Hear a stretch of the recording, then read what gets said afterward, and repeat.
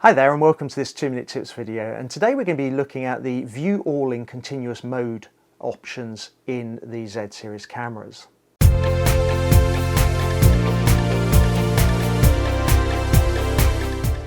As with some of the other pieces of functionality, this is a really straightforward, simple piece of functionality, but one that we perhaps have overlooked or not found in the various settings within the menus. So if you imagine you're shooting in continuous shutter release mode, perhaps in high mode where you're shooting up to 10 or 12 shots per second.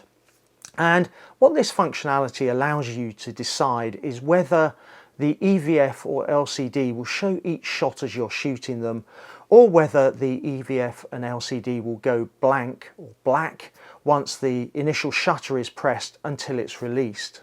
So setting this up is really simple. You go into the menu system, you go to the custom settings menu, you go into D, shooting and display, and scroll down to the second page, and D11 is view all in continuous mode.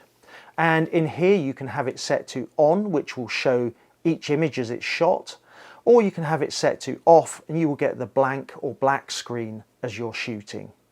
Now you've got to remember that if you have this set to off, then you won't see anything in the EVF or the LCD when you're shooting. So if you're shooting a moving image, one where you've got to keep the composition the same, then you're going to struggle with it set to off, so I'd have it set to on. But perhaps you may be shooting remotely using the SnapBridge app or a wireless shutter release, and you don't need to have the EVF and the LCD showing the images because you're not going to be able to see them anyway. So having it set to on where it goes blank may just save a little bit of battery power, which might be important in certain situations.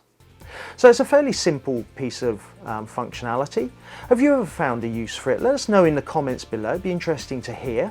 As always, if you found this video useful, do hit subscribe, hit the notification bell and you'll be notified of future videos. And I look forward to seeing you on a future video.